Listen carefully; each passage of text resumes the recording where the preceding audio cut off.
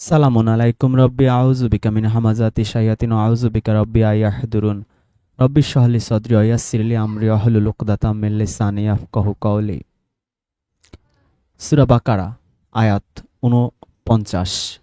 আর স্মরণ করো যখন আমি তোমাদেরকে ফিরআউনের দল থেকে রক্ষা করেছিলাম, তারা তোমাদেরকে কঠিন আযাব দিত, তোমাদের পুত্র সন্তানদেরকে জবেহ করত এবং তোমাদের নারীদেরকে বাঁচিয়ে রাখত।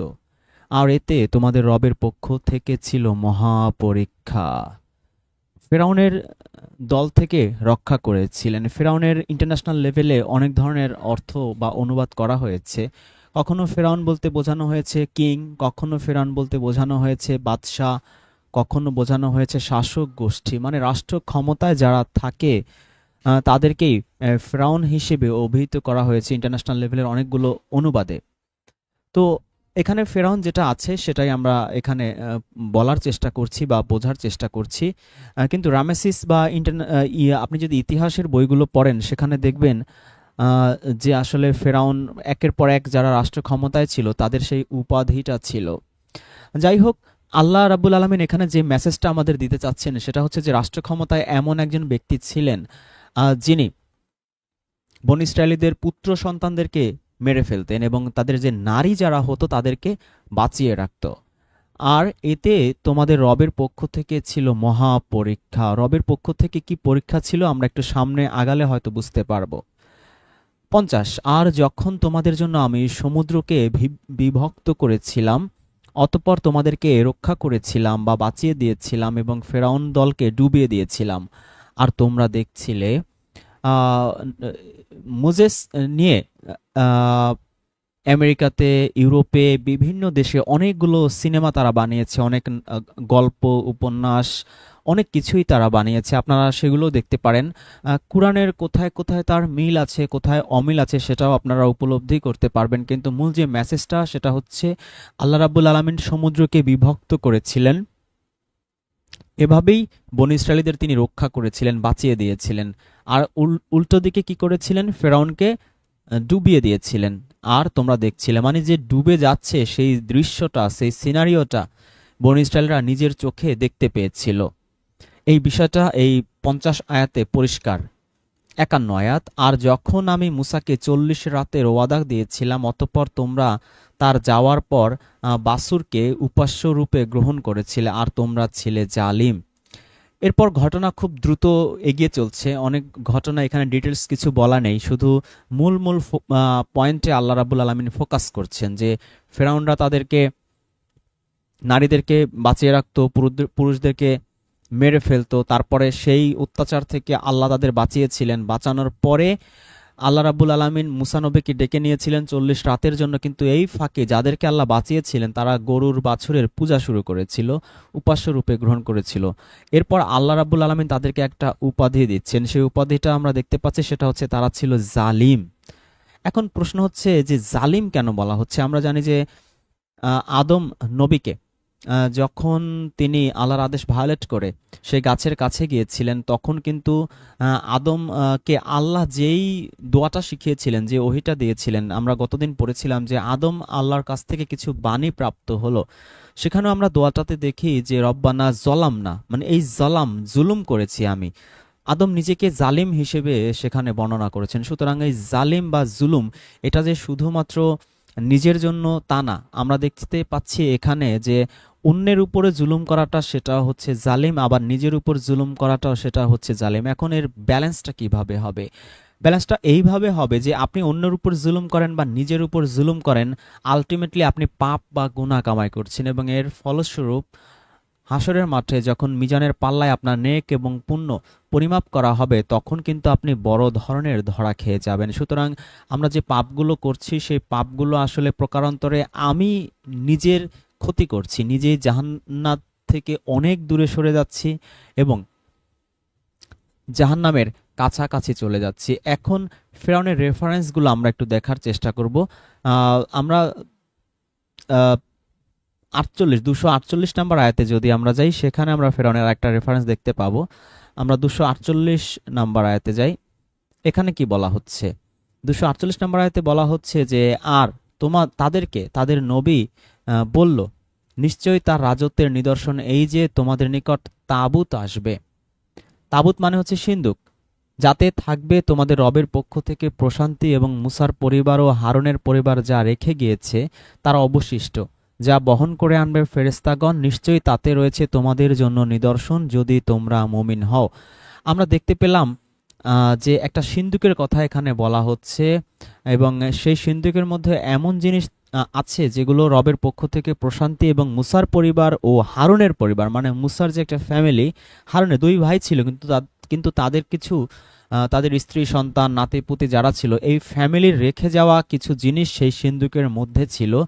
আর এগুলো কারা বহন করে আনবে সেটাও আমরা এখানে দেখতে পাচ্ছি, ফেরেশতারা এগুলো বহন করে আনবে।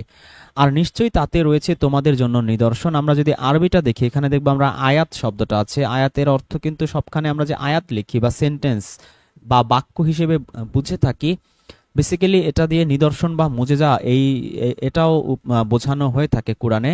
আমরা যদি কোরআনটা ভালো করে পড়ি, আমরা এই বিষয়গুলো লক্ষ্য করতে বা খেয়াল করতে পারবো। এরপরে আমরা এই ফেরাউন রিলেটেড আর কি জিনিস দেখতে পাই সেটা আমরা একটু বোঝার চেষ্টা করি। এর পরের আয়াতটা হচ্ছে 3 নম্বর সূরা আল ইমরানের 11 নম্বর আয়াত।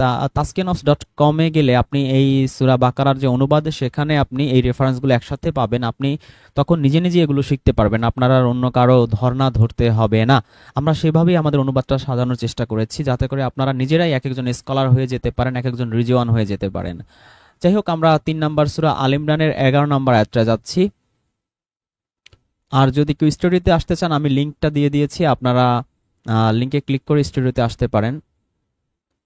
আমি একটু এটা করে দিচ্ছি, স্টার করে দিচ্ছি। আচ্ছা, 3 নম্বর সূরা আল ইমরান এর হচ্ছে 11 নম্বর আয়াত। আমরা দেখি এখানে কি বলা হচ্ছে। আল্লাহ রাব্বুল আলামিন সূরা আল ইমরানের 11 নম্বর আয়াতে বলছেন যে ফেরাউন সম্প্রদায় ও তাদের পূর্বের লোকদের স্বভাবের ন্যায় তারা আমার আয়াতসমূহ অস্বীকার করেছে। সুতরাং আমরা দেখলাম রাষ্ট্র ক্ষমতায় যারা থাকে তারা বেসিক্যালি এটা তাদের একটা কমন প্যাটার্ন, যে তারা আল্লাহর আয়াতসমূহকে অস্বীকার করে। রাষ্ট্রে যখন মানুষ একটা রাজাগিরি, বাদশাগিরি, প্রধানমন্ত্রীগিরি, রাষ্ট্রপতি হয়ে যায়, তখনই তার আর আল্লাহর আয়াত বা আল্লাহর আদেশ নিষেধ এগুলোর চেয়ে মানবরচিত আদেশ নিষেধ, হুকুম হাকাম এগুলোর প্রতি তার কনসেন্ট্রেশনটা বেশি থাকে। তো আল্লাহ এখানে বলছেন যে ফেরাউন সম্প্রদায় ও তাদের পূর্বের লোকদের স্বভাবের ন্যায় তারা আমার আয়াতসমূহ অস্বীকার করেছে, ফলে তাদের পাপের কারণে আল্লাহ তাদেরকে পাকড়াও করেছেন, আর আল্লাহ শাস্তি দানে কঠোর। এখানে আমরা আরেকটা দেখেছি যে আল্লাহ কেন মানুষকে পাকড়াও করেন। আল্লাহ মানুষকে পাকড়াও করেন মানুষের পাপের কারণে। মানুষ যদি পাপ করে তখনই আল্লাহ রাব্বুল আলামিন মানুষকে পাকড়াও করেন, এছাড়া মানুষকে খুব একটা পাকড়াও করার তেমন কোনো কারণ নেই। আচ্ছা, এর পরবর্তীতে আমরা যে রেফারেন্সটা দেখব সেটা হচ্ছে সূরা আল ইমরানের 33 নম্বর আয়াত। 33 নম্বর আয়াতে আমরা দেখি কি বলা হচ্ছে। এখানে বলা হচ্ছে, নিশ্চয়ই আল্লাহ আদম, নূহ ও ইব্রাহিমের পরিবারকে এবং ইমরানের পরিবারকে সৃষ্টি জগতের উপর মনোনীত করেছেন। আমরা দেখলাম যে পৃথিবীতে যত মানুষ আছে, যত বংশধারা আছে, এর মধ্যে 4টা ফ্যামিলিকে আল্লাহ রাব্বুল আলামিন সমগ্র সৃষ্টি জগতের উপরে সিলেক্ট করেছেন। তাদেরকে আলাদা একটা প্রায়োরিটি দেয়া হয়েছে। সেটা কি? সেটা হচ্ছে তাদেরকে নবুয়ত দেয়া হয়েছে। এটা আমরা কুরআন যদি ভালো করে পড়ি আমরা এই বিষয়টা উপলব্ধি করতে পারবো। কারা কারা? 1 নম্বর হচ্ছে আদমের ফ্যামিলি, 2 নম্বর হচ্ছে নূহ নবী, যাদেরকে ইহুদি বা খ্রিস্টানরা যাকে নোয়া বলে ডাকে, আর আদমকে বলে থাকে অ্যাডাম, আর আব্রাহাম ওরা বলে থাকে আব্রাহাম, আমরা ইব্রাহিম নামে আমাদের কাছে তিনি পরিচিত। আর হচ্ছেন ইমরান, যার ফ্যামিলি এই আল ইমরান সূরাটাই এই ইমরানের নামে আর কি। ইমরানের আলে ইমরান মানে ইমরানের পরিবার। সেই পরিবারে আছেন জাকারিয়া, সেই পরিবারে আছেন মারিয়াম, সেই পরিবারে আছেন ঈসা নবী, সেই পরিবারে আছেন ইয়াহিয়া। তো এই ফ্যামিলি 4টা সমগ্র পৃথিবীর সৃষ্টি জগতের উপরে আল্লাহ রাব্বুল আলামিন মনোনীত করেছেন। তাদের স্পেশাল কিছু জিনিস, নবুয়ত থেকে শুরু করে অনেক কিছুই আল্লাহ রাব্বুল আলামিন দিয়েছেন, সেই বিষয়টা আমরা এখানে দেখতে পেলাম। এরপরে আমরা যাব 4 নম্বর সূরা নিসার 54 নম্বর আয়াতে। 54 নম্বর আয়াতে কি বলা হচ্ছে আমরা একটু বোঝার চেষ্টা করি। আল্লাহ বলছেন, বরং তারা কি লোকদেরকে হিংসা করে? আল্লাহ স্বীয় অনুগ্রহে তাদেরকে যা দিয়েছেন তার কারণে তো এই যে আল্লাহ নিজ অনুগ্রহে যে এই যে আদমের ফ্যামিলি, ইব্রাহিমের ফ্যামিলি, নোয়ার ফ্যামিলি আর হচ্ছে ইমরানের ফ্যামিলি, এদেরকে যে আল্লাহ কি দিয়েছেন সেটা আমরা এখানে দেখতে পাচ্ছি যে তাহলে তো আমি ইব্রাহিমের বংশধরকে কিতাব ও হিকমাত দান করেছি এবং তাদেরকে দিয়েছি বিশাল রাজত্ব। তো ইব্রাহিমের বংশধরদের আল্লাহ এখানে কিছু ক্যাটাগরাইজ করেছেন। প্রথমত তাদেরকে কিতাব দেয়া হয়েছিল। তো আমরা অনেকেই কোরআন মানেই কিতাব ধরে নেই, আসলে কোরআন মানে কিন্তু কিতাব না। কোরআন মানে হচ্ছে পড়া, পাঠ করা, রিডিং বলে ইংরেজিতে। আর কিতাব হচ্ছে একটা বই, বাংলায় আমরা একে বই বলি, ইংরেজিতে তাকে বুক বলা হয়। তো আল্লাহ ইব্রাহিমের বংশধরকে কিতাব দিয়েছেন। তো আমরা যদি সূরা আলাপ পড়ি ওখানে দেখবো সুফ ইব্রাহিম ও মুসা, ইব্রাহিমকে আল্লাহ সুফি বা কিতাব দিয়েছেন, পুস্তক দিয়েছেন। মুসাকে দিয়েছেন, ঈসাকে দিয়েছেন, নবী মোহাম্মদ রাসূলুল্লাহকে দিয়েছেন। সুতরাং এই কিতাব জিনিসটা যেন আমরা গুলিয়ে না ফেলি, কিতাব শুনলেই যেন আমরা মনে না করি যে এটা কুরআন। আর কি হিকমত দান করেছি। তো আল্লাহ সূরা বাকারারই, আমরা যদি সূরা বাকারা পড়ি, সেই হিকমত নিয়ে আলাদা একটা ভিডিও আছে, আপনারা দেখতে পারেন। সেখানে কিন্তু আল্লাহ বলছেন যে আল্লাহ যাকে হিকমত দান করেন তাকে প্রভূত কল্যাণ দান করেন। আপনাকে আমাকে, যে কোনো ব্যক্তিকেই কিন্তু আল্লাহ হিকমত দান করতে পারেন। এই হিকমত আল্লাহ যাকে দান করেন তাকে কিন্তু প্রচুর নিয়ামত, প্রচুর কল্যাণ আল্লাহ দান দিয়ে থাকেন। আর কি দিয়েছেন ইব্রাহিমের বংশধরকে? তাদেরকে দিয়েছি বিশাল রাজত্ব। তো আমরা দেখলাম যে তাদেরকে রাষ্ট্রীয় ক্ষমতার, যেটার কথা আমরা এতক্ষণ ধরে বলছিলাম যে ফেরাউন, ফেরাউন মানে হচ্ছে যিনি রাষ্ট্রীয় ক্ষমতায় থাকবেন। তো এই রাষ্ট্রীয় ক্ষমতাতেও তাদেরকে অধিষ্ঠিত করা হয়েছে।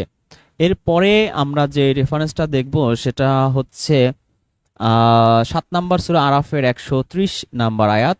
এই রেফারেন্সগুলো আপনারা আমাদের taskiyanafs.com এ সূরা বাকারার অনুবাদে পেয়ে যাবেন। সেখানে আমরা সব সাজিয়ে দিয়েছি আপনাদের যেন পড়তে সুবিধা হয়, অন্য কারো কাছে যেতে না হয়। আল্লাহ বলছেন, আর আমি পাকড়াও করেছি ফিরআউনের অনুসারীদেরকে দুর্ভিক্ষ ও ফলাদের ক্ষয়ক্ষতির মাধ্যমে, যাতে তারা উপদেশ গ্রহণ করে। আমরা দেখলাম যে ফিরআউনের অনুসারীদেরকে, যারা ফিরআউনকে অনুসরণ করত, তার আদেশ নিষেধ মেনে চলতো, এদেরকে আল্লাহ দুর্ভিক্ষ দিয়ে ফলাদের ক্ষয়ক্ষতির মাধ্যমে তাদেরকে পাকড়াও করেছিলেন। তো এই যে অনেক সময় আমরা বলে থাকি যে অনেক আল্লাহ রাব্বুল আলামিন যে পরীক্ষা করেন, তো পরীক্ষা কার জন্য, শাস্তি কার জন্য, এখানেও একটা ক্যাটাগরাইজ আমরা দেখি যে আসলে একই জিনিস। আমরা সূরা বাকারার 155, 56, 57 আয়াত যদি পড়ি, আমরা দেখব যে আল্লাহ বলছেন ঈমানদারদেরকে আল্লাহ এই জান, মাল, ফলাদের ক্ষয়ক্ষতির মাধ্যমে পরীক্ষা করবেন। এখানে আমরা দেখতে পাচ্ছি যে ফিরআউনের অনুসারীদেরকে আল্লাহ এগুলোর মাধ্যমে পাকড়াও করছেন, ক্যাপচার করছেন। সুতরাং দুটো বিষয় একটু ডিফারেন্ট। তার মানে এই না যে যারা মুমিন তাদের কোনো পরীক্ষা হবে না, তাদের দুর্ভিক্ষ হবে না, ফলাদের ক্ষয়ক্ষতি, জানমালের ক্ষয়ক্ষতি হবে না, তাদের তো অবশ্যই হবে। কিন্তু যারা মুমিন নয় তাদেরও একই অবস্থা হবে। কিন্তু এখানে আল্লাহ রাব্বুল আলামিনের যে ইন্টেনশনটা সেটা আমাদের বুঝতে হবে। এই সূরা আরাফের 130 আয়াতে আল্লাহ রাব্বুল আলামিন এই দুর্ভিক্ষ এবং ফলাদের ক্ষয়ক্ষতি দিয়েছেন, আল্লাহর ইন্টেনশন ছিল যাতে তারা উপদেশ গ্রহণ করে। আর মুমিনদের উপরে আল্লাহ রাব্বুল আলামিন যেই পরীক্ষাটা করেন, এটা কিন্তু উপদেশ গ্রহণের জন্য না, এটা দেয় তারা ধৈর্যশীল কিনা, তারা সবর করে কিনা, এটা পরীক্ষা করার জন্য, ঈমানটা আল্লাহর উপর অবিচল থাকে কিনা সেটার জন্য। আর পক্ষান্তরে যারা মুমিন নয় তাদেরকে এই আযাবগুলো বা শাস্তিগুলো এগুলো দেয়া হয়, অথবা এই ক্ষয়ক্ষতির মাধ্যমে তাদের ঈমান টেস্ট করা হয়। আর আলটিমেট উদ্দেশ্য হচ্ছে তারা ধৈর্য রাখতে পারে কি পারে না, সেই বিষয়টা বোঝার জন্য। এরপরে আমরা যে রেফারেন্সটা দেখব সেটা হচ্ছে এই 141 আয়াত, একই সূরার 141 আয়াতে গেলে আমরা আরো একটা রেফারেন্স দেখতে পাবো। সেটা হচ্ছে আর স্মরণ করো যখন আমি ফিরআউনের লোকদের থেকে তোমাদেরকে রক্ষা করলাম, যারা তোমাদের নিকৃষ্ট শাস্তি দিত, যেটা আমরা প্রথমেই পড়ে আসলাম এই 49 নম্বর আয়াতে। সূরা আরাফের 141 আয়াতে আমরা আবার সেই একই জিনিসের রিপিটেশন দেখতে পাচ্ছি। তার মানে এটা হচ্ছে মুতাশাবিহা আয়াত। যে আয়াতগুলো রিপিটেড হয় বা একই ক্যাটাগরির সেগুলোকে বলা হয় মুতাশাবিহা, বাংলায় বলা হয় সাদৃশ্যপূর্ণ, ইংলিশে বলা হয় সিমিলার আয়াত বলা হয়। যদি আপনারা ইন্টারন্যাশনাল লেভেলের অনুবাদগুলো পড়েন সেখানে আপনারা এই সিমিলার শব্দটা পাবেন। তবে কিছু কিছু ক্ষেত্রে বাংলা অনুবাদে রূপক শব্দটা ব্যবহার করা হয়, যেটা আসলে এর সাথে যায় না। রূপক ভিন্ন একটা বিষয়। যারা সাহিত্যের স্টুডেন্ট আছেন, ইংরেজি বা বাংলা সাহিত্যের, তারা বোঝেন যে রূপক আলাদা একটা বিষয়। এনিওয়ে, আল্লাহ বলছেন যে যখন আমি ফিরআউনের লোকদের থেকে তোমাদের রক্ষা করেছিলাম, যারা তোমাদেরকে নিকৃষ্ট শাস্তি দিত, যারা তোমাদের ছেলেদের হত্যা করত এবং নারীদের জীবিত রাখত, এতে ছিল তোমাদের রবের পক্ষ থেকে এক মহা পরীক্ষা। তো এটার উপরে যে ধৈর্য ধারণ করা, যে আল্লাহ নিষ্পাপ ছেলে শিশুদের মেরে ফেলা হচ্ছে, তার মায়ের কি করুণ আর্তনাদ হয়, 9-10 মাস তাকে পেটে ধরা, তারপরে তার ভূমিষ্ঠ হওয়ার পরে তাকে মেরে ফেললে তার চোখের সামনে, এর চেয়ে হৃদয় বিদারক দৃশ্য, এর চেয়ে হৃদয় বিদারক মর্মান্তিক ঘটনা আসলে পৃথিবীর বুকে আর কিছু হতে পারে না। তো সেই পরীক্ষাটাই আল্লাহ তাদেরকে করেছিলেন। এরপরে আমাদের যে রেফারেন্স সেটা হচ্ছে 8 নম্বর সূরা আনফালের 52 নম্বর আয়াত। 8 নম্বর সূরা আমরা যাই, এখানে 52 নম্বর আয়াতে আমরা ফেরাউন রিলেটেড আরো কিছু ইনফরমেশন পাবো। আল্লাহ রাব্বুল আলামিন এখানে কি বলছেন আমরা একটু বোঝার চেষ্টা করি। আল্লাহ বলছেন যে ফেরাউনের বংশ ও তাদের পূর্বের লোকদের আচরণের মতো তারা আল্লাহর আয়াতসমূহ অস্বীকার করেছে, ফলে তাদের পাপের কারণে আল্লাহ তাদেরকে পাকড়াও করেছেন। একটু আগে আরাফে যেটা আমরা দেখলাম যে আল্লাহ রাব্বুল আলামিন এই তাদেরকে যে পাকড়াও করেছেন, জানমালের ক্ষয়ক্ষতি বা দুর্ভিক্ষ চাপিয়ে দিয়েছেন, ফল ফসলাদির ক্ষয়ক্ষতি যে দিয়েছেন, এটা দিয়েছেন কেন? যাতে তারা উপদেশ গ্রহণ করে। আর এখানে আমরা দেখলাম যে তাদেরকে পাকড়াও করেছেন কেন? তাদের মূল কারণটাই ছিল পাপের কারণে। সুতরাং আমরা যদি পাপ করতে থাকি, বুঝতে হবে যে পাপের কারণেও আমাদের উপরে এ ধরনের কষ্ট, দুঃখ, বেদনা, দুর্ভিক্ষ, ফল ফসলের ক্ষয়ক্ষতি, জানমালের উপর ক্ষয়ক্ষতি, এগুলো আসতেই পারে। সুতরাং পাপ থেকে আমরা বেঁচে থাকার চেষ্টা করব। এরপর আল্লাহ বলছেন নিশ্চয়ই আল্লাহ শক্তিশালী, কঠিন আযাবদাতা। আল্লাহ বলছেন যে তিনি শক্তিশালী এবং কঠিন আযাবদাতা। এরপরে আমরা 12 নম্বর সূরা ইউসুফের 6 নম্বর আয়াতটা একটু দেখার চেষ্টা করি। দেখি সেখানে আল্লাহ কি বলছেন।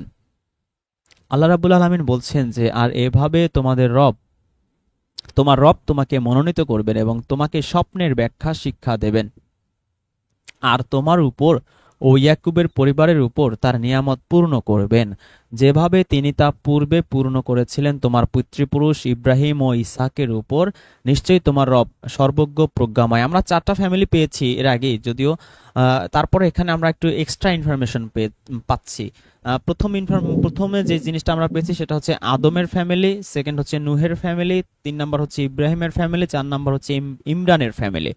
তো আমরা এখানে যে সূরা ইউসুফে আমরা জানি যে ইউসুফ নবী, সে তো আসলে ইব্রাহিমের ফ্যামিলির অন্তর্গত।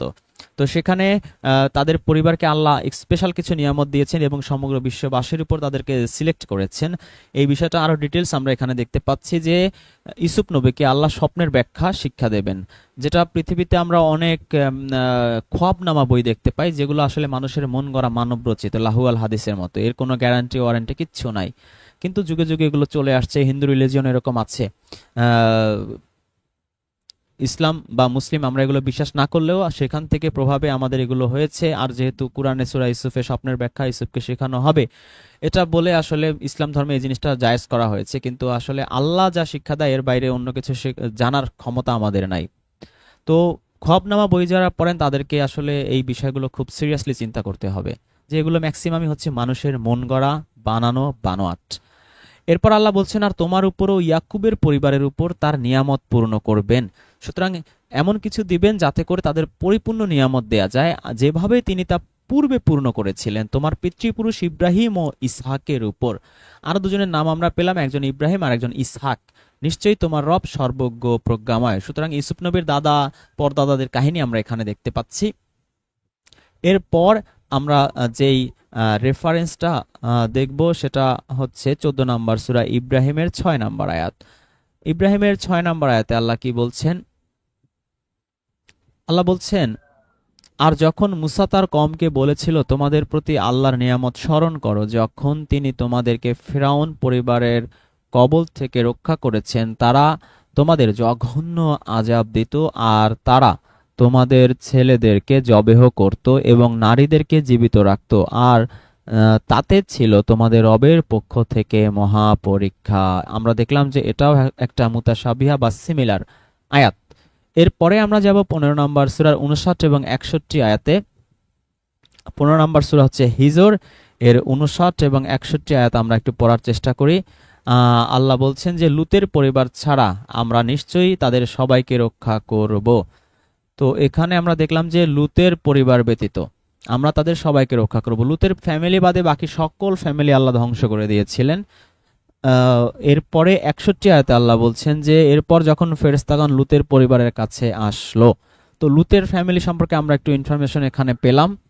এরপরে আমরা যাব 19 নম্বর সূরা মারিয়ামের 6 নম্বর আয়াতে। সেখানে কি বলা হচ্ছে আমরা একটু দেখার চেষ্টা করি। আল্লাহ বলছেন যে যে আমার উত্তরাধিকারী হবে এবং ইয়াকুবের বংশের উত্তরাধিকারী হবে, হে আমার রব আপনি তাকে পছন্দনীয় বানিয়ে দিন। যে আমার উত্তরাধিকারী হবে এবং ইয়াকুবের বংশের উত্তরাধিকারী হবে। তো ফ্যামিলির এই বাইন্ডিংসটা এটা আমরা প্রথমেই আজকে শিখেছি। যে যারা স্টুডিতে আছেন দয়া করে, আচ্ছা ওনার এখানে মাইকে নিউজ হচ্ছে, ওনাকে ই করে দেই। আচ্ছা, আমরা প্রথমেই জেনেছি যে এই কোরআনে এই 4টা ফ্যামিলির উপরে আল্লাহর স্পেশাল কিছু নিয়ামত ছিল, সেই বিষয়টা আমরা আগেই জানি। এখানে আমরা আরো কয়েকজনের নাম পেলাম। একটু আগে আমরা লুতের কাহিনী পড়লাম, এখানে আমরা দেখলাম যে আরো একজনের কথা বলা হচ্ছে, ইয়াকুবের বংশের উত্তরাধিকারী হবে এবং দোয়া করছেন যে হে আমার রব আপনি তাকে পছন্দনীয় বানিয়ে দিন। সুতরাং আমাদের যাদের সন্তান হয়নি বা সন্তান হবে, আমরা যেন এই দোয়াগুলো একটু কালেক্ট করার চেষ্টা করি। আমাদের সন্তান যারা পৃথিবীতে আসবে তারা যেন আল্লাহ রাব্বুল আলামিনের পছন্দনীয় হতে পারে, সন্তোষ ভাজন হতে পারে, সেরকম দোয়া আল্লাহ এখানে শেখাচ্ছেন। সেটা আমরা একটু আত্মস্থ করার, মুখস্থ করার, বুঝে বুঝে আল্লাহ রাব্বুল আলামিনের কাছে করার চেষ্টা করব। যাদের সন্তান, অনাগত সন্তান আসছে পৃথিবীতে, তাদের জন্য এই আয়াতটা খুব জরুরি একটা আয়াত। এরপরে আমাদের রেফারেন্স হচ্ছে 27 নম্বর সূরা 56 আয়াত। 27 নম্বর সূরা হচ্ছে সূরা নামল, এর 56 আয়াতটা আমরা একটু পড়ার চেষ্টা করি। এখানে কি বলা হচ্ছে, ফলে তাদের কওমের জবাব একমাত্র এই ছিল যে লুতের পরিবারকে তোমাদের জনপদ থেকে বের করে দাও, নিশ্চয়ই এরা এমন লোক যারা পবিত্র থাকতে চায়।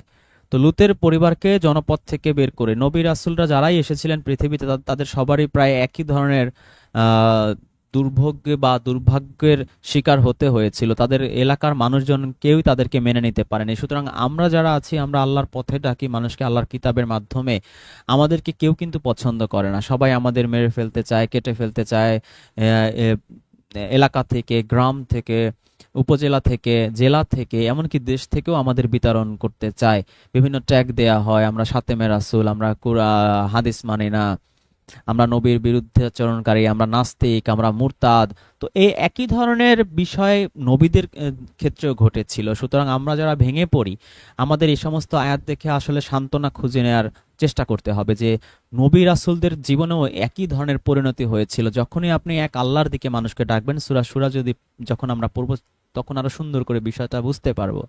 যখনই আপনার লাইফে আপনি আল্লাহর দিকে মানুষকে ডাকতে যাবেন, একমাত্র আল্লাহর কিতাবকে আঁকড়ে ধরতে বলবেন, তখনই দেখবেন যে কেউ পছন্দ করে না, সবাই আপনার শত্রু হয়ে যাবে। এটাই স্বাভাবিক এবং এটাই ঘটেছে সকল নবীদের ক্ষেত্রে। সে বিষয়টা আমরা এখানেও দেখতে পেলাম। এরপরে আমরা দেখব 28 নম্বর সূরা এর 8 নম্বর এবং 45 নম্বর আয়াত। 28 নম্বর সূরা হচ্ছে কাসাস, এর 8 নম্বর আয়াতে বলা হচ্ছে, অতঃপর ফেরাউন পরিবার তাকে উঠিয়ে নিল, পরিণামে সে তাদের শত্রু ও দুশ্চিন্তার কারণ হবে। নিশ্চয়ই ফেরাউন, হামান ও তাদের সৈন্যরা ছিল অপরাধী। আমরা এর আগের আয়াতটা যদি পড়ি, এই আয়াতটা বুঝতে আরো সুবিধা হবে। 7 নম্বর আয়াতে বলা হচ্ছে, আমি মুসার মায়ের প্রতি ইলহাম করলাম, তুমি তাকে দুধ পান করাতে থাকো।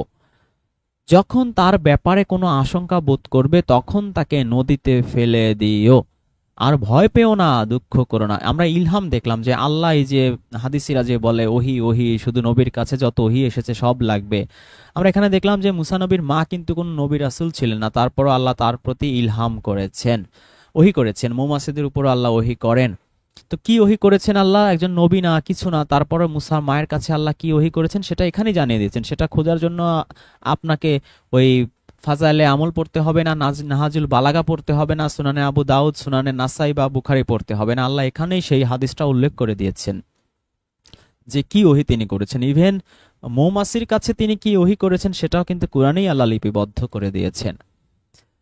যাই হোক, এখানে যে ওহিটা করা হচ্ছে সেটা হচ্ছে তুমি তাকে দুধ পান করাতে থাকো। এই যে হাদিসটা আমরা দেখছি, এই হাদিসের রাবি একমাত্র আল্লাহ রাব্বুল আলামিন, তিনি নিজেই বর্ণনা করেছেন। তার আর কোনো সেই বুখারি ফুকারি কাউকে দরকার হয়নি। তিনি নিজেই বর্ণনা করেছেন, নিজেই রাবি, নিজেই গ্যারান্টি দাতা, নিজেই ওয়ারেন্টি দাতা, তিনি নিজেই লিপিবদ্ধ করেছেন। কত চমৎকার কথা! এই বিষয়গুলো যদি আমরা বুঝি তাহলে কিন্তু এই হাদিস ওয়ালাদের সাথে আমাদের লড়াই করতে আরো সুবিধা হবে।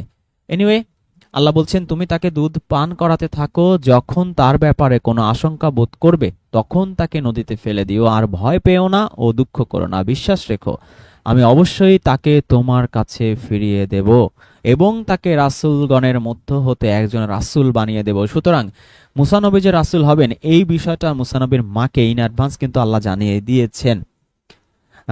এটা আমরা অনেকেই জানি না।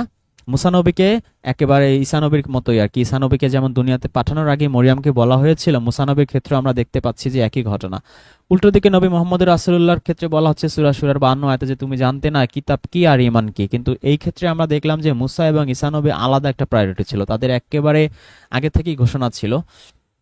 কিন্তু নবী মোহাম্মদ রাসূলুল্লাহর মায়ের কাছে আল্লাহ কখনো ইলহাম করেছেন বা ওহী পাঠিয়েছেন বা কিছু বলেছেন বা তার বাবার কাছে এরকম কোনো কিচ্ছু কোরআনে নাই, বরঞ্চ উল্টা কথা আছে। তারপরও কিভাবে কিভাবে সর্বকালের সর্বযুগের সর্বশ্রেষ্ঠ বানিয়ে নবী পূজা করি আমরা আমরা আসলে জানি না। আমাদের আসলে লা নুফাররিকু বাইনা আহাদিম মির রাসূলি, কোনো রাসূলদের মধ্যে আমাদের পার্থক্য করা উচিত নয়। ইব্রাহিম, মুসা, ঈসা, মুহাম্মদ সকল রাসূলদের আমরা সমানভাবে ট্রিট করব। হ্যাঁ, আল্লাহ অনেক রাসূলকে সম্মানিত করেছেন, মর্যাদা দিয়েছেন, সেটা আল্লাহ রাব্বুল আলামিনের এখতিয়ার। আমাদের অর্ডার যেটা দিয়েছেন লা নুফাররিকু বাইনা আহাদিম মির রাসূলি, আমরা সেই অর্ডার পালন করব। আমাদের আল্লাহগিরি করার ভাইরাস যেন মাথায় না আসে। আচ্ছা, এর পরের রেফারেন্সটায় আমরা যাই। সেটা হচ্ছে ৪৫ নম্বর আয়াত। আমরা ৮ নম্বর আয়াতটা অলরেডি পড়েছি। আচ্ছা, ৮ নম্বর আয়াতটা তো আবার একটু পড়ি। ৮ নম্বর আয়াতে কি বলা হচ্ছে, অতঃপর ফেরাউন পরিবার তাকে উঠিয়ে নিল। মানে এই যে তাকে ফেলে দেয়া হলো, যে যখন আশঙ্কা করবে তাকে নদীতে ফেলে দিবে, ফেলে দেওয়ার পরে ফেরাউনের ফ্যামিলি তাকে উঠিয়ে নিয়েছিল। এবং এই গল্প আমরা সবাই জানি ছোটবেলা থেকে, যে ফেরাউনের স্ত্রী আসিয়া তাকে উঠিয়ে নিয়েছিলেন, কিন্তু এখানে আল্লাহ সেই নামটাও মেনশন এখানে করেননি। পরিণামে সে তাদের শত্রু ও দুশ্চিন্তার কারণ হবে। এই যে উঠিয়ে নেবে, এই যে তাকদীর জিনিসটা আমরা অনেকে বোঝার চেষ্টা করি না বা চিন্তা করি না। এই যে তাকদীর, আগে থেকে ডেস্টিনি কিন্তু এখানে ফিক্সড করা হচ্ছে, আল্লাহ সবকিছু জানে। আহ, বিষয়টা এমন না সে উঠিয়ে নেবে বা একসময় শত্রু হবে, আল্লাহ চাই মানে আল্লাহ ফিক্সড করে রাখছে এই কারণে এটা হয়েছে তা না, এটা অটোমেটিক্যালি ঘটতেছে। এবং আল্লাহ যেহেতু অতীত বর্তমান ভবিষ্যৎ সবকিছু জানেন, এবং সে কারণে তিনি এটা উল্লেখ করে দিয়েছেন আগেই মুসা নবীর মায়ের কাছে ইলহাম করে। নিশ্চয়ই ফেরাউন, হামান ও তাদের সৈন্যরা ছিল অপরাধে। ফেরাউনের সাথে আরেকজনের নাম আমরা দেখতে পাচ্ছি, সেটা হচ্ছে হামান। সুতরাং আমরা দেখলাম যে কোনো রাজা বা কোনো বাদশাহ কেউই একা স্বৈরাচারী হতে পারে না, তার দোসর লাগে। তো ফেরাউনের একজন দোসরের নাম আমরা এখানে পেলাম, হামান। আমরা কোরআনে অন্য জায়গায় আরেকজনের নাম পাবো, সেটা হচ্ছে কারুন। এনিওয়ে, আমরা রেফারেন্স দুটো পড়লাম। এর পরবর্তী যে রেফারেন্স সেটা হচ্ছে 34 নম্বর সূরার 13 নম্বর আয়াত।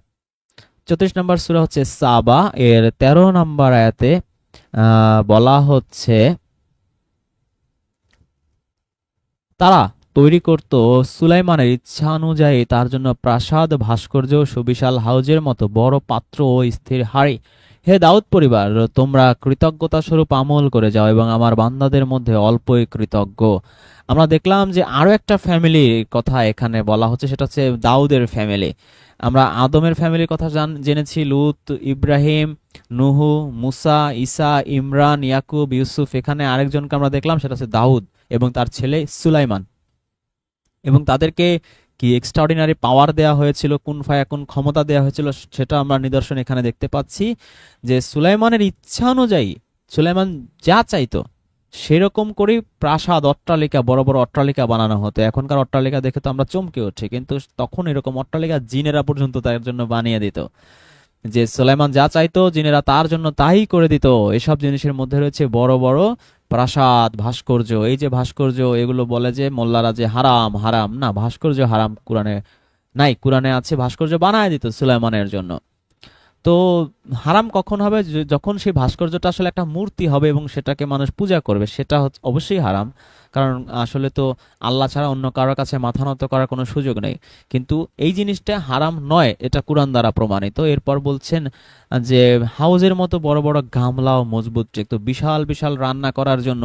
এবং এখান থেকেই সেই মোল্লারা হাদিস বানিয়েছে যে সুলাইমান নবী সেই বিশাল ডেকে বিশাল এক মাছ টাছ অনেক কিছু রান্না টান্না করে সমগ্র 18,000 মাখলুকাত সবাইকে একদিন খাওয়াবে, আল্লাহর কাছে বায়না ধরেছিল।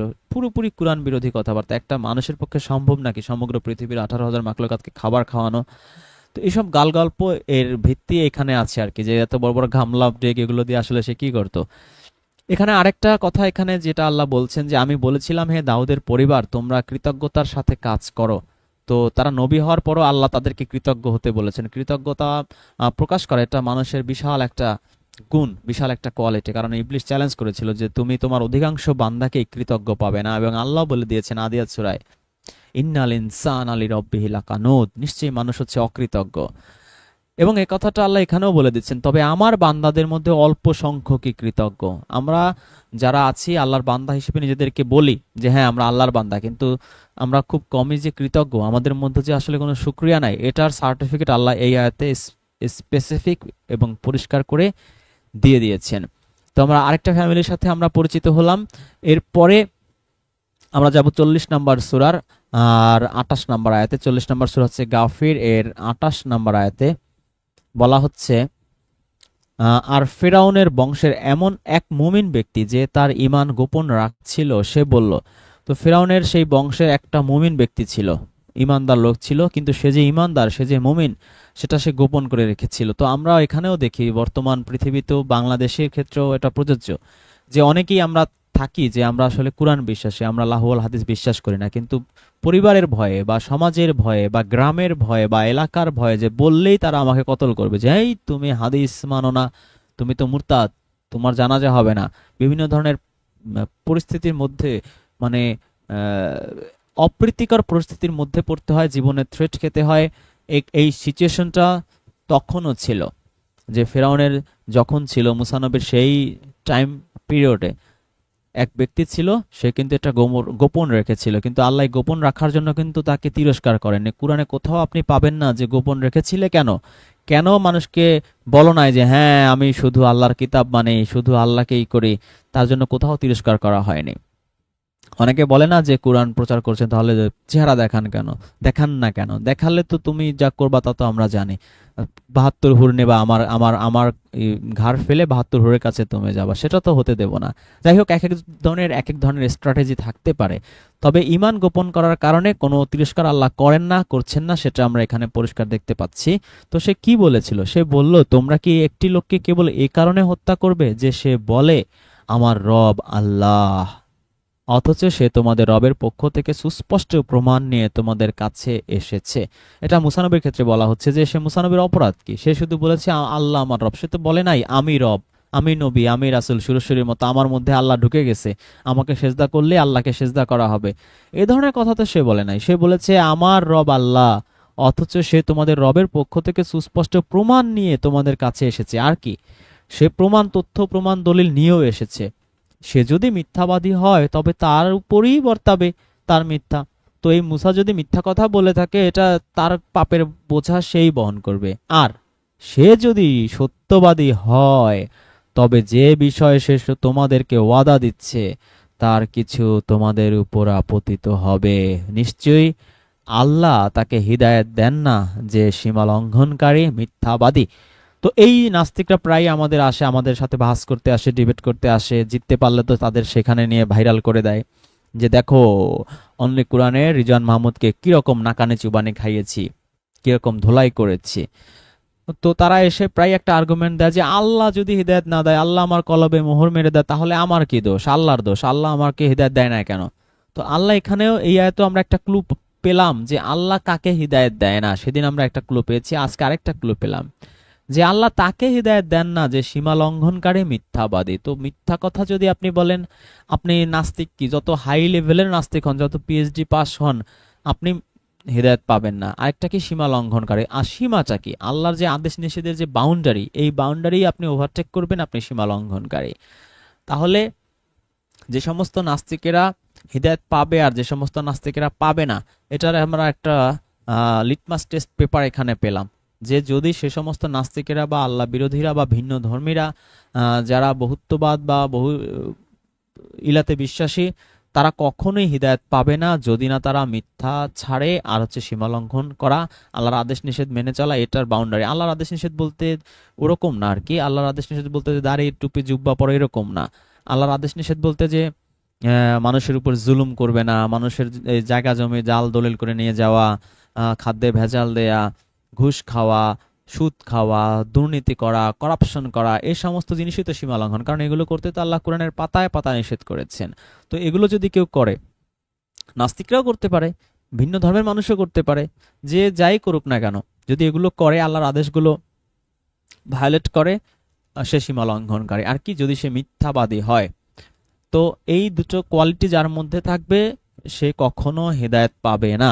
ইভেন এটা আমাদের ক্ষেত্রে প্রযোজ্য। আমরাও যদি এই ধরনের এই ক্রাইটেরিয়ার মধ্যে পড়ে যাই, যে আমরা আল্লাহর আদেশ নিষেধ নিজেরাই মানি না, নিজেরাই মিথ্যা কথা বলি, তাহলে আমরাও কখনো হেদায়েত পাবো না, যতই নিজেদেরকে হিদায়াতের দাবিদার হিসেবে ঘোষণা করি না কেন। এর পরবর্তীতে আমরা যে রেফারেন্সটা দেখব সেটা হচ্ছে 40 নাম্বার সূরার 45 নাম্বার আয়াত। আমরা 28 নাম্বার আয়াতটা পড়েছি, এবার আমরা পড়ব 45 নাম্বার আয়াতটা। দেখি এখানে কি বলা হচ্ছে। আল্লাহ বলছেন যে, অতঃপর তাদের ষড়যন্ত্রের অশুভ পরিণাম থেকে আল্লাহ তাকে রক্ষা করলেন, আর ফেরাউনের অনুসারীদেরকে ঘিরে ফেলল কঠিন আযাব। অতঃপর তাদের ষড়যন্ত্রের অশুভ পরিণাম থেকে আল্লাহ তাকে রক্ষা করলেন। কাকে রক্ষা করলেন? আমরা আগের আয়াতটা পড়ি। আমি তোমাদেরকে যা বলছি তোমরা অচিরেই তা স্মরণ করবে। আমি আমার বিষয় আল্লাহর উপর ন্যস্ত করছি, নিশ্চয়ই আল্লাহর বান্দাদের সম্যক দ্রষ্টা। আমরা দেখলাম যে এখানে মুসা নবীর কথা বলা হচ্ছে। আল্লাহ বলছেন যে, অতঃপর তাদের ষড়যন্ত্রের অশুভ পরিণাম থেকে আল্লাহ তাকে রক্ষা করলেন, আর ফেরাউনের অনুসারীদেরকে ঘিরে ফেলল কঠিন আযাব। এর পরের যে রেফারেন্সটা সেটা হচ্ছে 46 নম্বর আয়াত।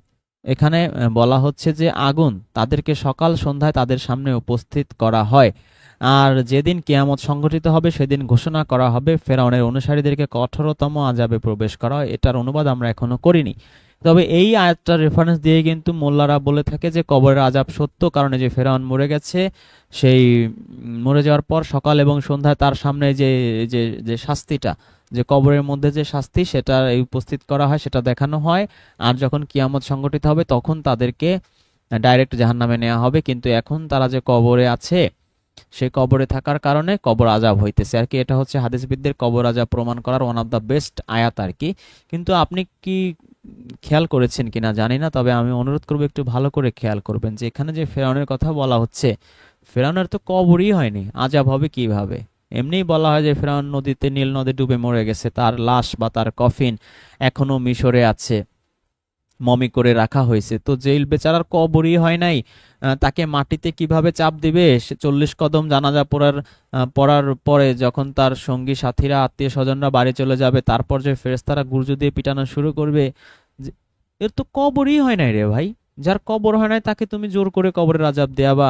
এক নাম্বার দুই, আমরা যখন অনুবাদ করব তখন দেখবেন যে এটার বিপক্ষে অনেকগুলো ইন্টারন্যাশনাল লেভেলের অনুবাদই আছে, মানে এই হাদিসি মোল্লারাই করেছে অনেকগুলো। ওটার আর অনলি কোরআন স্কলারদের আর ওখানে হাত দেয়া লাগে নাই। ওখানেই আপনারা দেখবেন যে এখানে সকাল সন্ধ্যায় তার সামনে যেই উপস্থিত করা হয়, এখানে আসলে কি বোঝানো হয়েছে, কি আগুন বোঝানো হয়েছে, সেটা আমরা অনুবাদ যখন করব সেই পর্যন্ত আপনাদের অপেক্ষা করার আমি অনুরোধ করছি, তখন এই বিষয়টা আরো ক্লিয়ার হবেন। এর পরের আমরা যে রেফারেন্সটা দেখব সেটা হচ্ছে 54 নম্বর সূরার 34 আয়াত। 54 নম্বর সূরা হচ্ছে আল কামার, এর 34 নম্বর আয়াতে কি বলা হচ্ছে আমরা একটু দেখি। নিশ্চয়ই আমি তাদের উপর কঙ্কর ঝড় পাঠিয়েছিলাম, তবে লুত পরিবারের উপর নয়, আমি তাদেরকে শেষ রাতে নাজাত দিয়েছিলাম। লুত ফ্যামিলির কথা আরেকবার আমরা একটু পেলাম। এর পরের রেফারেন্সটা হচ্ছে 41 নম্বর আয়াত। 41 নম্বর আয়াতে বলা হচ্ছে, ফেরাউন গোষ্ঠীর কাছেও তো সাবধান বাণী এসেছিল। তো ফেরাউন সম্পর্কে আমরা অনেকগুলো আয়াত পেলাম, একই সাথে ফেরাউনের সাথে সাথে যে নূহ নবী, আদম, ইব্রাহিম, ইউসুফ, জাকারিয়া, ইয়াহিয়া, মুসা, ঈসা সবার সম্পর্কে জানলাম। একই সাথে এটাও জানলাম তাদের কাছে যে মুসা এবং হারুনের ফ্যামিলির কাছে আলাদা একটা সিন্দুক দেওয়া হয়েছিল, তাদের ফ্যামিলির মানুষের অনেক কিছু, নিজেদের ব্যবহার যে অনেক কিছুই সেখানে রক্ষিত ছিল। একই সাথে আমরা এটাও জানলাম যে ফেরাউনের সাথে কি আল্লাহ কি আচরণ করেছেন।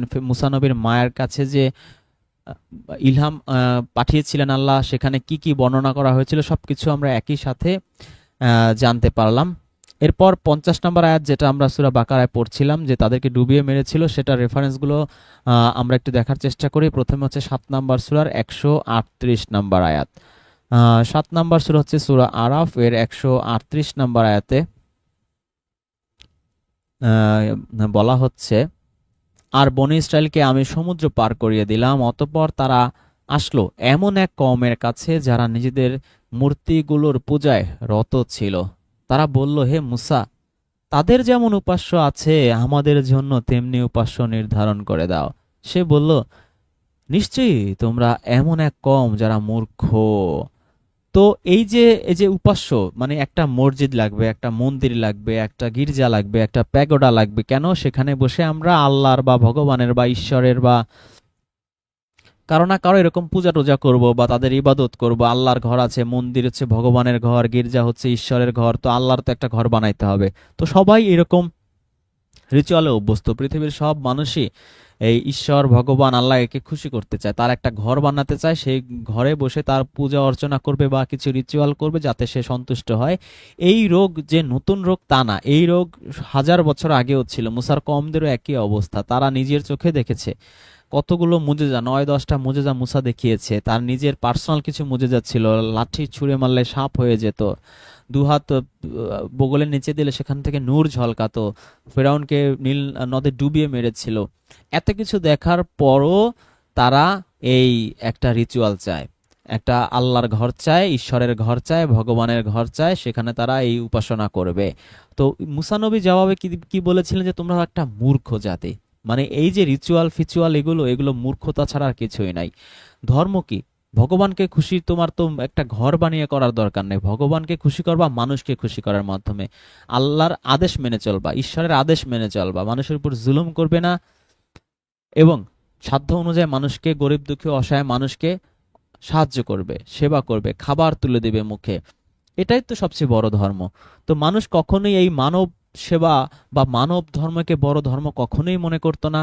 তারা সব সময় মানব ধর্ম বাদ দিয়ে এই মূর্তি গড়া, মসজিদ গড়া, মন্দির গড়া, প্যাগোডা গড়া, গির্জা গড়া এগুলো গড়ে সেই ভগবান ঈশ্বর আল্লাহকে সেই ঘরের মধ্যে ঢুকিয়ে তাকে আল্লাহর ঘর বা ঈশ্বরের ঘর বা ভগবানের ঘর বানিয়ে এই রিচুয়ালে অভ্যস্ত থাকতে হাজার বছর আগেও চেয়েছিল, এখনো চায়। কিন্তু কোরআনে বারবারই এই বিষয়টাকে ডিনাই করা হয়েছে, ইগনোর করা হয়েছে। আল্লাহ কখনো বলেনি যে এইরকম ঘর বানিয়ে তোমরা আমার পূজা করো। আল্লাহ বারবারই কোরআনে বলছেন যে মানব সেবা করো, মানব সেবা করো, গরিব দুঃখী অসহায় মানুষের মুখে খাবার তুলে দাও, কারো উপর জুলুম করো না, ঘুষ খেও না, সুদ খেও না, ওজনে কম দিও না, মানুষের মতো মানুষ হও। আমরা মানুষের মতো মানুষ হতে চাই না, মহামানব হতে চাই না, আমরা হতে চাই পূজারী, যেটা আল্লাহ আমাদের কখনো হতে বলেননি।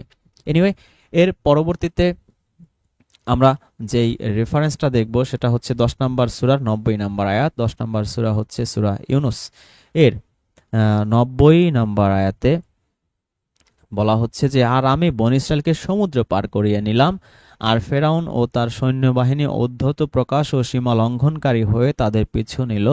অবশেষে যখন সে ডুবে যেতে লাগলো তখন বলল, আমি ঈমান এনেছি।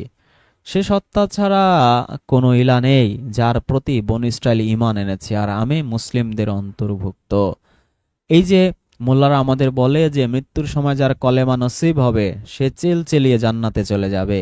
তো আমরা দেখলাম যে ফেরাউনের মৃত্যুর সময়ও তার কলেমা নসিব হয়েছিল, সে লা ইলাহা ইল্লাল্লাহ বলেছিল যে আল্লাহ ছাড়া আর কোনো ইলা নেই, এবং সে এটাও বলেছিল যে আমি মুসলিমদের অন্তর্ভুক্ত। কিন্তু কাজ কি হয়েছে? কাজ হয়নি। সুতরাং এই যে কনসেপ্ট, এই যে আবু হুরায়রার যে হাদিস, যে যে ব্যক্তি মৃত্যুর সময় পড়বে লা ইলাহা ইল্লাল্লাহ পড়বে, আবু সাইদ খুদরি, আবু হুরায়রা কত কত জিনিস বানিয়ে তারা এই ধরনের হাদিস বানিয়েছে কোরআন বিরোধী, এটা আমাদের এখন উপলব্ধি করার সময় এসেছে। এবং সূরা ইউনূসের 9 নম্বর আয়াত হচ্ছে এই সমস্ত হাদিস যারা বিশ্বাস করে তাদের গালে একটা কষে চপেটাঘাত, যে তোমরা যা বিশ্বাস করো মানবরচিত হাদিসের মাধ্যমে তা কোরআনের সাথে পুরোপুরি সাংঘর্ষিক। এবং এই মোল্লারা দাবিও করে থাকে যে যে সমস্ত হাদিস কোরআনের সাথে সাংঘর্ষিক তা কখনো মানা যাবে না। এক মুখে তারা বলে কখনো মানা যাবে না, আরেক মুখে তারা সেই হাদিসকে এস্টাবলিশ করার জন্যই এই প্রয়োজনে তারা এই কোরআনের আয়াতকে অস্বীকার করতেও দ্বিধাবোধ করে না। তো ফেরাউনের কথা আমরা এত সময় শুনছিলাম, তো ফেরাউনের কি অবস্থা মৃত্যুর সময় সেটা আমরা দেখলাম। 91 নম্বর আয়াতে বলা হচ্ছে, এখন অথচ ইতিপূর্বে তুমি নাফরমানি করেছো আর তুমি ছিলে ফ্যাসাদকারীদের অন্তর্ভুক্ত। আল্লাহ বলছেন এখন মৃত্যুর সময় করলে আর কোনো বেল নাই। এরপরে যে রেফারেন্সটা আছে সেটা হচ্ছে 20 নম্বর সূরার 77 নম্বর আয়াত। 20 নম্বর সূরা হচ্ছে সূরা তহা। এর ৭৭ নম্বর আয়াতে কি বলা হচ্ছে?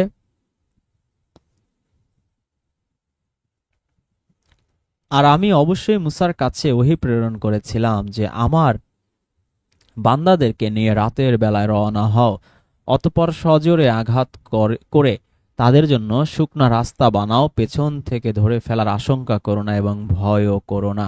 তো মুসার কাছে যে ওহীটা প্রেরণ করেছিলেন সেটা খুঁজতে আপনার হাদিসে মুসায় বা হাদিসে হারুনে বা হাদিসে বুখারিতে যাওয়ার কোনো দরকার নেই। আল্লাহ কুরআনের মধ্যেই সেই ওহীটা বর্ণনা করে দিয়েছেন। সেই ওহীটা ছিল কি? আমার বান্দাদেরকে নিয়ে রাতের বেলায় রওনা হও, অতঃপর সজোরে আঘাত করে তাদের জন্য শুকনো রাস্তা বানাও, পেছন থেকে ধরে ফেলার আশঙ্কা করো না, মানে মনে ভয় নিও না যে পেছন থেকে সে আমাকে ধরে ফেলবে, আমাদেরকে ধরে ফেলবে, এবং ভয়ও করো না, জাস্ট নো টেনশন, ডু ফুর্তি। তো এই যে মেন্টাল স্ট্রেংথ আল্লাহ এখানে মুসার কাছে ওহী প্রেরণ করার মাধ্যমে জানিয়ে দিয়েছেন। এর পরের যে রেফারেন্স সেটা হচ্ছে ২৬ নম্বর সূরার ৬৩ নম্বর আয়াত। ২৬ নম্বর সূরা হচ্ছে আশ-শুআরা এর ৬৩ নম্বর আয়াতে বলা হচ্ছে, অতঃপর আমি মুসার প্রতি ওহী পাঠালাম, তোমার লাঠি দ্বারা সমুদ্রে আঘাত করো, ফলে তা বিভক্ত হয়ে গেল, তারপর প্রত্যেক ভাগ বিশাল পাহাড় সদৃশ হয়ে গেল। আমরা দেখলাম যে আরো একটা ওহী, সেটাও আমাদের হাদিসে মুসা হাদিসে ঈসা যাওয়ার দরকার নেই, কোরআনের মধ্যেই আল্লাহ সেই ওহীটা বর্ণনা করেছেন যে তোমার লাঠি দ্বারা সমুদ্রে আঘাত করো। মুসার এই লাঠির ৩টা ক্যাটাগরি আমরা দেখলাম। প্রথমত, লাঠি ছুঁড়ে মারলে সেটা সাপ হয়ে যেত। দ্বিতীয়ত, আমরা সেদিন পড়েছিলাম যে এই লাঠি পাথরে নিক্ষেপ করার মাধ্যমে বা পাথরে আঘাত করার মাধ্যমে ১২টা ঝর্ণা হয়ে গিয়েছিল, বনী ইসরাইলদের সেই পানির অভাব দূর করা হয়েছিল। আর এখানে আমরা দেখলাম যে এই লাঠি দিয়ে সে সমুদ্রে আঘাত করেছিল, ফলে সেই সমুদ্র বিভক্ত হয়ে গিয়েছিল, তারপর প্রত্যেক ভাগ বিশাল পাহাড় সদৃশ্য হয়ে গেল, বিশাল এক রাস্তা হয়ে গিয়েছিল। এর পরবর্তী যে রেফারেন্স সেটা হচ্ছে ৪৪ নম্বর সূরার ২৪ নম্বর আয়াতে। ৪৪ নম্বর সূরা হচ্ছে সূরা দুখান। সূরা দুখানের ২৪ নম্বর আয়াতে কি বলা হচ্ছে আমরা একটু দেখি। আর সমুদ্রকে রেখে দাও শান্ত, নিশ্চয়ই তারা হবে এক ডুবন্ত বাহিনী। মুসা বনী ইসরাইলকে নিয়ে সমুদ্র পার হয়ে গিয়ে সমুদ্রকে আবার প্রবাহমান করার জন্য স্বীয় লাঠি নিক্ষেপ করলে আল্লাহ বললেন, সমুদ্রকে স্থির থাকতে দাও। তার অর্থাৎ ফেরাউনি দল এমন এক বাহিনী যারা নিমজ্জিত হবে। তো আবার লাঠি দিয়ে যেন আর এটাকে শান্ত করার দরকার না হয় বা কিছু না করে, এই জন্য আল্লাহ এখানে তাকে কি ওহী করেছিলেন সেটা আমরা সূরা দুখানের ২৪ নম্বর আয়াতে দেখতে পেলাম। তো সব মিলিয়ে আমরা ৪৯ এবং ৫০ নম্বর আয়াত পড়ে এর রেফারেন্সগুলো পড়ে টোটাল ফেরাউনের স্টোরিটা, মুসা নবীর স্টোরিটা এবং সকল নবীদের মধ্যে কাকে কাকে কি কি নিয়ামত দেওয়া হয়েছে, কাকে কিতাব দেওয়া হয়েছে, হিকমত দেওয়া হয়েছে, কেন আল্লাহ সিলেক্ট করেছেন, সবকিছু বোঝার চেষ্টা করেছি। এর পরবর্তীতে আমরা ৫১ নম্বর আয়াতটা পড়েছিলাম যে, আর স্মরণ করো যখন আমি মুসার সাথে ৪০ রাতের অঙ্গীকার করেছিলাম, তার চলে যাওয়ার পর তোমরা গরুর বাছুরকে গ্রহণ করেছিলে, বস্তুত তোমরা তো ছেলে জালিম। এরপর ৫২ নম্বর আয়াতটা এখন আমরা পড়ি, এরপরও আমি তোমাদেরকে ক্ষমা করেছিলাম। তো ৫২ নম্বর আয়াতটা আমরা আবার ফিরে যাই, সূরা বাকারা ৫২। আমরা তো এগোতেই পারছি না, ৩টা আয়াত পড়তেই তো আমাদের এত সময় চলে গেল। আচ্ছা, ৫২ নম্বর আয়াতে এই যে, তারপর এই যে এত কিছু করেছো, এই যে গরুর পূজা করেছো, এত কিছু করেছো, আমার আদেশ মানোনি, যা যা অপকর্ম করেছো, তারপরও আমি তোমাদেরকে ক্ষমা করেছিলাম যাতে তোমরা কৃতজ্ঞতা প্রকাশ করো বা শুকর আদায় করো। ৫৩ নম্বর আয়াত। ৫৩ নম্বর আয়াতে কি বলা হচ্ছে? আর যখন আমি মুসাকে দিয়েছিলাম কিতাব ও ফুরকান যাতে তোমরা হিদায়াত প্রাপ্ত হও। তো মুসাকে কিতাব দিয়েছিল, ফুরকানও দিয়েছিল। তো আমরা যদি সূরা বাকারার ১৮৫ নম্বর আয়াতটা পড়ি, সেখানে আমরা দেখব যে কুরআনকেও আল্লাহ ফুরকান বলেছেন। ১৮৫ আয়াত, হ্যাঁ পেয়েছি। আল্লাহ বলছেন, রমজান মাস যাতে কুরআন নাজিল করা হয়েছে মানুষের জন্য হিদায়াত স্বরূপ এবং হিদায়াতের সুস্পষ্ট নিদর্শনাবলী ও সত্য মিথ্যার পার্থক্যকারী রূপে। এই যে সত্য মিথ্যার পার্থক্যকারীর যে বলা হলো, এটার আরবি যদি আমরা একটু খেয়াল করি, আমরা দেখব যে এটার আরবি হচ্ছে ফুরকান। ফুরকান মানে হচ্ছে ন্যায় ও বাতিলের পার্থক্যকারী। তার মানে আমরা বুঝলাম যে এই কুরআনের মধ্যে ফুরকান রয়েছে। তো মুসা নবীকে যে তাওরাত দেয়া হয়েছিল, তার মধ্যেও এই ফুরকান ছিল। এই সত্য মিথ্যা বা ন্যায় অন্যায়ের পার্থক্যকারী এলিমেন্টসগুলো কোরআনের মধ্যেও আছে। ইভেন যে তাওরাত মুসাকে পাঠানো হয়েছিল তার মধ্যেও এই ফুরকান জিনিসটা ছিল। এরপরে আচ্ছা, আমরা দেখি অন্য কেউ অনুবাদে লিখেছি কিনা ফুরকান। না, কেউ লেখেনি। মুফতি তকি উসমানী লিখেছেন সত্য মিথ্যার মধ্যে চূড়ান্ত ফায়সালা করে দেয়। তাইসিলুল কুরআন লিখেছে সত্য মিথ্যার পার্থক্যকারী। ফজলুর রহমান লিখেছে ন্যায় অন্যায়ের মানদণ্ড। আচ্ছা, কেউ লেখেনি। যাই হোক, আরবিতে এখানে ফুরকান আছে। তো শুধুমাত্র যে মুসার তাওরাতে মুসাকে যে কিতাব দিয়েছেন আল্লাহ, সেখানে ফুরকান ছিল তা না। ওই কুরআনের মধ্যেও যে ফুরকান আছে সেটা আমরা এই 185 আয়াতে দেখলাম। তো মুসাকে যে আল্লাহ এই যে 53 নম্বর আয়াতে বলছেন যে আমি মুসাকে দিয়েছিলাম কিতাব ও ফুরকান যাতে তোমরা হেদায়েত প্রাপ্ত হও, একই জিনিস আমরা দেখবো সূরা আল ইমরানের 4 নম্বর আয়াতে, যেটা এই যে আল ইমরানের 4 নম্বরটা সেদিন আমরা এক যে আমাদের সেই কুয়েতি যে রাসূল এসেছিলেন সেদিন তাকে দিয়েছিলাম। সরি, সেদিন তাকে 3 নম্বর আয়াতটা দিয়েছিলাম, যে এটা যে তিনি তোমার প্রতি সত্য সম্বলিত কিতাব নাজিল করেছেন যা তার পূর্ববর্তী কিতাব সমূহকে সমর্থন করে এবং তিনি তাওরাত ও ইনজিল নাজিল করেছেন। তো সেই কুয়েতি সেই রাসূল মানে রাসূল দাবিদার আর কি, তিনি বলেছিলেন যে কুরআনই হচ্ছে প্রথম থেকে, কিসের তাওরাত কিসের ইনজিল, সবই কুরআন। তো তাকে একটা দিয়েছিলাম যে সবই যদি কুরআন হয় তাহলে এই তাওরাত ইনজিলকে যে সত্যায়ন করতেছে এগুলা কি। যাই হোক, সে অনেক গোজামিল দেওয়ার চেষ্টা করেছিল। আমরা 4 নম্বর আয়াতটা দেখি, আমাদের রেফারেন্স রিলেটেড। ইতিপূর্বে মানুষের জন্য হেদায়েত স্বরূপ আর তিনি ফুরকান নাজিল করেছেন। তো এখানে আমরা দেখলাম যে ফুরকানের কথা আসছে। নিশ্চয়ই যারা অস্বীকার করে আল্লাহর আয়াতসমূহ তাদের জন্যই রয়েছে কঠিন আযাব, আর আল্লাহ পরাক্রমশালী প্রতিশোধ গ্রহণকারী। ফজলুর রহমানের অনুবাদটা আমরা একটু পড়তে পারি। ইতিপূর্বে মানুষের জন্য পথ নির্দেশ হিসেবে আর এখন সত্য মিথ্যার পার্থক্যকারী গ্রন্থ ব্র্যাকেটে লিখেছেন কোরআন অবতীর্ণ করেছেন। সুতরাং এই যে সত্য মিথ্যার পার্থক্যকারী গ্রন্থ কোরআন ব্র্যাকেট দিয়ে দিয়েছেন, উনি একটা ফাজলামি করেছেন। কারণ এই যে ফুরকান যদি এখন দেয়, এই যে কোরআনটাকে যদি উনি মানে একেবারে মানে বলতে চান যে কোরআন আর ফুরকান সমার্থক, আসলে তো তাহলে আউল বেঁধে যায়। কারণ মুসা নবীকে তো আল্লাহ ফুরকান দিয়েছেন, তার মানে মুসা নবীকে কি আল্লাহ কোরআন দিয়েছেন? না, দুটো ডিফারেন্ট কিতাব। এবং সেই কিতাবে কেন ইহুদিদের নখর বিশিষ্ট প্রাণী আল্লাহ হারাম করেছেন তার তার যুক্তিও প্রদর্শন করেছেন, যেটা আমরা দেখতে পাই কোরআনটা ভালো করে পড়লে। এনিওয়ে, এরপর আল্লাহ বলছেন যারা আল্লাহর কিতাবের আয়াতসমূহ অবিশ্বাস করে তাদের জন্য কঠোর শাস্তি রয়েছে, আর আল্লাহ পরাক্রমশালী প্রতিশোধ গ্রহণকারী। এরপরে আমরা যে রেফারেন্সটা সেটা দেখবো 8 নম্বর সূরা আনফালের 29 এবং 41 আয়াত। 29 আয়াতে কি বলা হচ্ছে?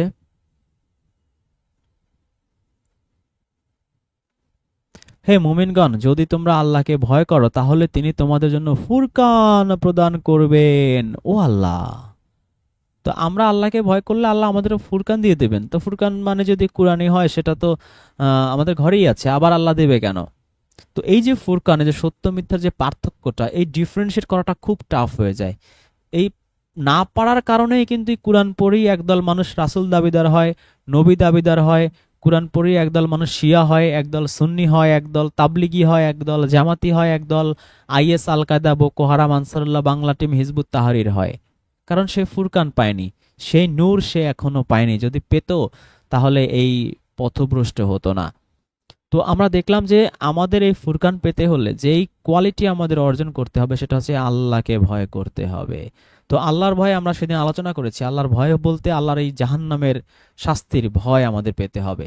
যে আমি যদি এই কোরআন পড়ে যদি আমি নিজস্ব কোনো শিয়াবাদ, সুন্নিবাদ, আহলে হাদিসবাদ, তাবলিগিবাদ, হিজবুত তাওহীদবাদ এরকম কোনো কিছু আমি প্রতিষ্ঠা করতে চাই, আমি যদি আল্লাহবাদ প্রতিষ্ঠা করতে না চাই, আমি যদি নিজেই একটা ভণ্ড রাসূল বা নবী সাজতে যাই, তাহলে এই ফুরকান আসলে আমি কখনো পাবো না। আমাকে সব সময় আল্লাহকে ভয় করতে হবে, তাহলেই এই ফুরকানটা আমি পাওয়া সম্ভব।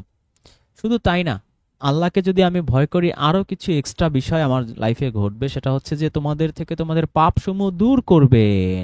তো এই যে পাপ, যেটা হাসরের মাঠে উঠানো হবে, সেই পাপের পাল্লা ভারী হলে আমি জাহান্নামে যাব, আল্লাহ নিজে অটোমেটিক্যালি ক্ষমা করে দেবেন। যদি আল্লাহকে ভয় করি, ফার্স্ট অফ অল আমি ফুরকান পাবো, সেকেন্ডলি আমার পাপগুলো আল্লাহ ক্ষমা করে দেবেন, দূর করে দিবেন, আর থার্ড হচ্ছে আমাকে ক্ষমা করে দিবেন। পাপও চলে যাবে, আমি মাফও পেয়ে যাব। পাপও সাফ, মাফও সাফ। কেন? তার যুক্তি আল্লাহ দিচ্ছেন যে আর আল্লাহ মহা অনুগ্রহশীল, আল্লাহ বিশাল দয়াবান, মেহেরবান, গফুরুর রহিম, তাই না? এই কারণে আল্লাহ করবেন যে আমার আসমান জমিন সমান পাপ আছে, তো আমি সকালবেলা সন্ধ্যাবেলা অমুক অমুক দোয়া পড়লে আমার সব মাফ হয়ে যাবে, বা জুমার দিনে অমুক দোয়া পড়লে, অতবার দুরূদ শরীফ পড়লে আমার 80 বছরের গুনাহ মাফ হয়ে যাবে, বা অমুক হজে গিয়ে অমুক পাথর চুমু করলে মাফ হয়ে যাবে, এমন ভাওতাবাজি কথা কোরআনে নাই। কোরআনে আছে কত চমৎকার কথা। আল্লাহ বলছেন যদি আল্লাহকে ভয় করো, ফুরকান দেবেন, পাপ ক্ষমা করে দেবেন, মাফ করে দেবেন, এর বাইরে যাওয়ার কোনো সুযোগ নাই।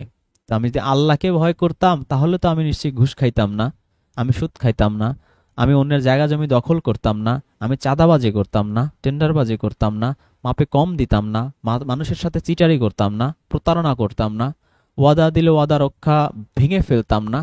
তো আসলে আল্লাহকে ভয় করার সাথে সব কিছুই জড়িত। আল্লাহকে ভয় বলতে আল্লাহর আজাব, জাহান্নামের আগুনকে ভয় করা। সেই ভয়টা যদি সত্যিকার অর্থেই আমার মধ্যে থাকে, আমার তো পাপই আর আমার দ্বারা হবে না, তো অটোমেটিক্যালি আমি ফুরকান পাবো, আর বোনাস হিসেবে আমার পাপ হয়ে যাবে সাফ। এনিওয়ে, এরপরে আমরা এই যেই আয়াতটা দেখবো সেটা হচ্ছে 41 নম্বর আয়াত। 41 নম্বর আয়াতে কি বলা হচ্ছে সেটা আমরা একটু বোঝার চেষ্টা করি।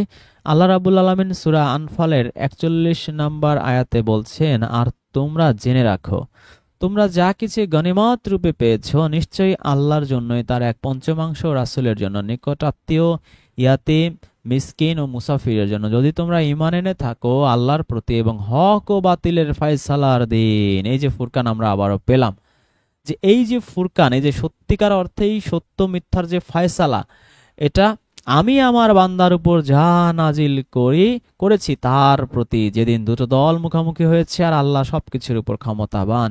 তো এই যে হক ও বাতিলের যে ফয়সালা, এটাও হচ্ছে ফুরকান, সত্য আর মিথ্যা, ন্যায় আর অন্যায়।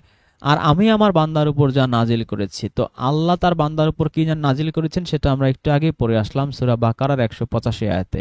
সেটা হচ্ছে কোরআন আর মুসা নবীর উপর কি নাজিল করা হয়েছে সেটা তো আমরা পড়ছি অটোমেটিক্যালি, মানে অলরেডি পড়ছি। সেটা হচ্ছে সূরা বাকারার 53 আয়াতে, যে তাকে কিতাব ও ফুরকান দিয়েছিলেন।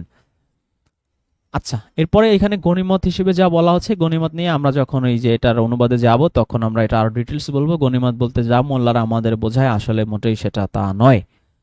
এরপরে যে রেফারেন্স সেটা হচ্ছে 21 নম্বর সূরার 48 নম্বর আয়াত।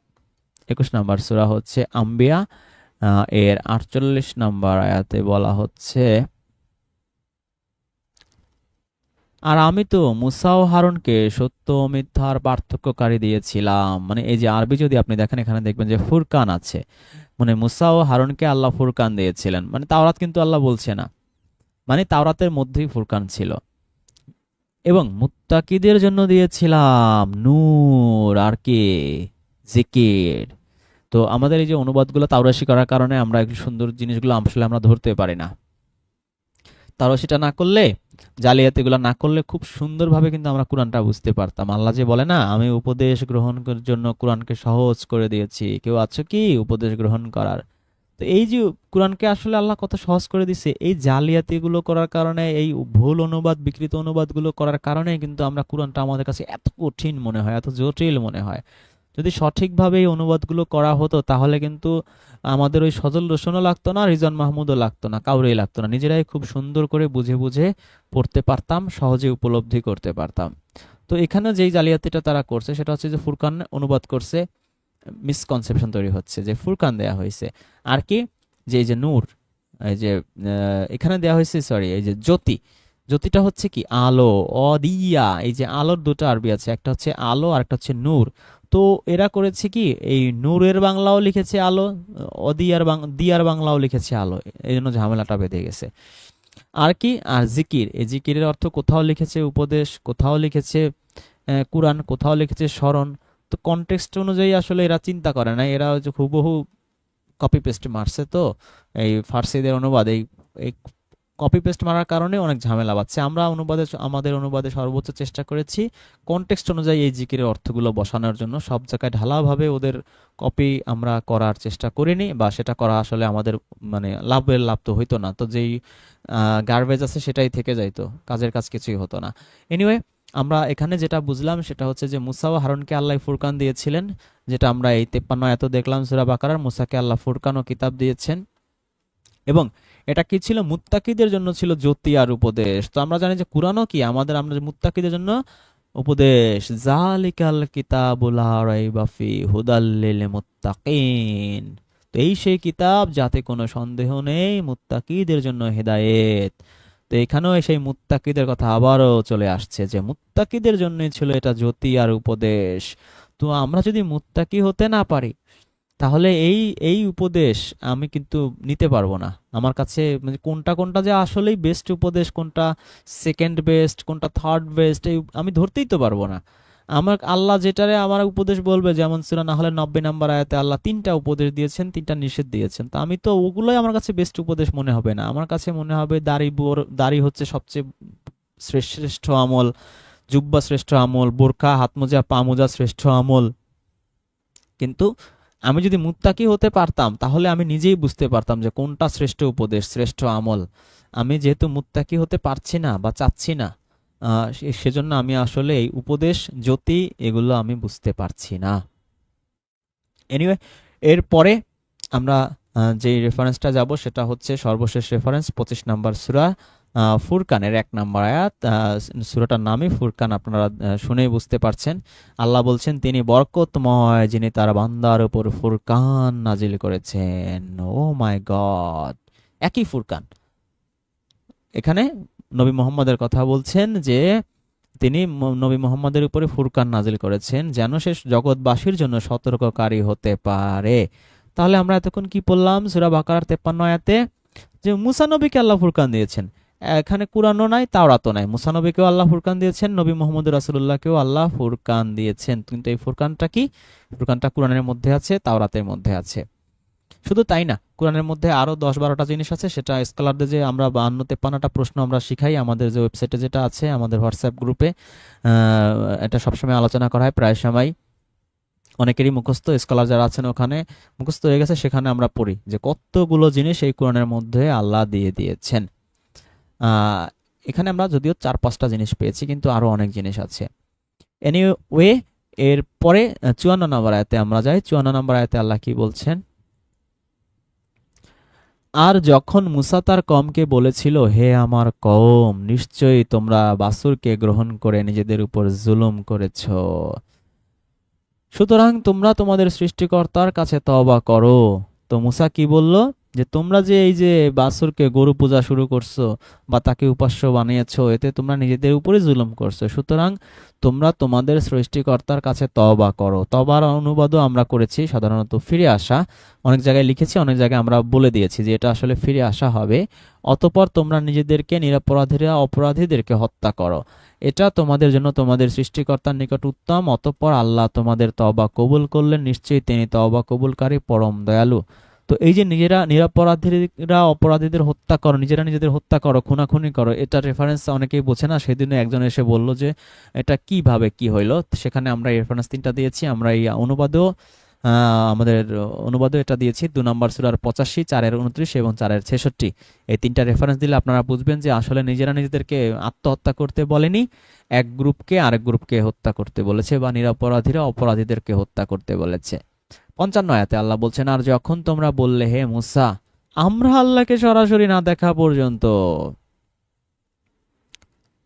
কত বড় জাহেল, চিন্তা করে দেখেন, সে আল্লাহকে তারা সরাসরি দেখবে।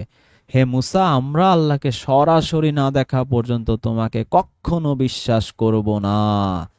তখন বজ্র তোমাদেরকে পাকড়াও করেছিল, আর তোমরা নিজেরাই তা প্রত্যক্ষ করেছিলে। তো এই কথা বলার পরে ঠাড়া পড়ছে, সোজা বাংলায় যাকে বলে ঠাড়া পড়ছে। আল্লাহকে সরাসরি দেখবে, আল্লাহকে কি সরাসরি দেখা যায়? আচ্ছা, এর রেফারেন্স আমরা দিয়েছি 7 নম্বর সূরা আরাফের 155 নম্বর আয়াত। এখানে একই ধরনের কথা, মুতাশাবিহ আয়াত। আর মুসা নিজ কওম থেকে 70 জন লোককে আমার নির্ধারিত স্থানের জন্য নির্বাচন করলো।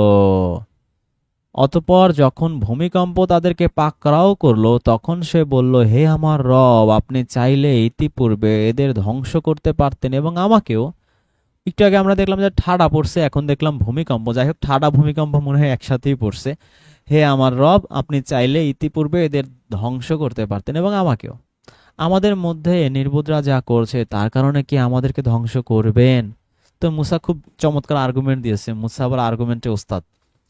যারা আমাদের দুরূদ শরীফের আর্টিকেলটা পড়েছেন বা ভিডিওটা দেখেছেন তারা জানেন যে মুসা নবী মোহাম্মদ রাসূলুল্লাহকে কত চমৎকার চমৎকার আর্গুমেন্ট দিয়েছে। যদিও ওটা আমরা গেস করে নিয়েছি যে 50 ওয়াক্ত নামাজ কিভাবে কিভাবে সে কমিয়েছে আর কি, নবী মোহাম্মদ রাসূলুল্লাহকে কিভাবে কৌশল শিখিয়েছে যে আজকে এবার যে এটা বলো, বলবা যে 50 ওয়াক্ত নামাজ যদি আল্লাহ দাও তাহলে তো 28 মিনিট পর পর নামাজ। এটা কি সম্ভব নাকি? ঘড়ি নাই, যে ঘড়ি আবিষ্কার হবে 1505 সালে, তাহলে ঘড়ি যে আবিষ্কার করছে তাকে এখনই পৃথিবীতে পাঠাইতে হবে।